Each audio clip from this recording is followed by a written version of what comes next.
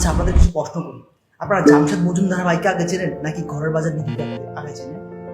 আপনারা ইলন মাস্ককে আগে চেনেন নাকি তার টেসলা কোম্পানিকে আগে চেনেন? আপনারা বিল গেটসকে আগে চেনেন নাকি তার মাইক্রোসফট কোম্পানিকে আগে চেনেন? আমার মনে হয় আপনাদের বেশিরভাগ উত্তর হবে ব্যক্তিগত। এর কারণ হচ্ছে তারা নিজেদেরকে এমনভাবে উপস্থাপন করেছে যে মানুষের সামনে তাদের ব্যক্তিত্ব হয়ে গেছে তাদের বড় ব্র্যান্ড। আর একেই বলা হয় পার্সোনাল ব্র্যান্ডিং। আপনার পরিচিতির কারণে আপনার ব্যবসা বা প্রোডাক্ট সহজে মানুষের কাছে পৌঁছে যাবে। প্রতিযোগিতার বাজারে আপনার ব্যবসা বা প্রোডাক্ট অন্য 10 জনের চেয়েও আলাদা পরিচিত পাবে শুধুমাত্র আপনার নামের কারণে। মানুষ সহজে আপনার প্রোডাক্ট কিনবে আপনার ব্র্যান্ডের কারণে।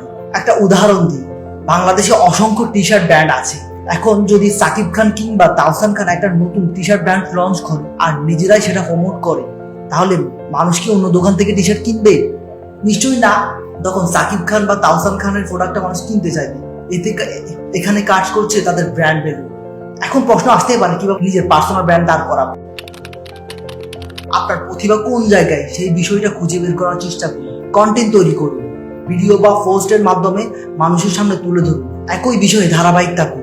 আজ গান, কাল রান্না, পরশু খেলাধুলা, এমন কন্টেন্ট দেবেন না যে একটা বিষয়ে ফোকাস করুন যাতে মানুষ ওই প্রবলেম বা ওই রিলেটেড কোনো নাম আসলে আপনার নামটাই আসে। নেগেটিভে কান দেবেন না। শুরুতে হয়তো লাইক কমেন্টস আসবে না বা অনেকে অনেক কথা বলবে। আপনি আপনার গোলে এগিয়ে যান এবং প্রতিনিয়ত কন্টেন্ট চালিয়ে যান। আপনার প্রোডাক্টের গুণগত মান, বৈশিষ্ট্য, এটা কিভাবে ব্যবহার করতে হয় সবকিছু কন্টেন্টের মাধ্যমে উপস্থাপন করুন। একসময় আপনি হয়ে যাবেন আপনার ব্যবসার একটা পরিচিত মুখ। আর এভাবে বিল্ড করতে পারেন আপনার পার্সোনাল ব্র্যান্ড।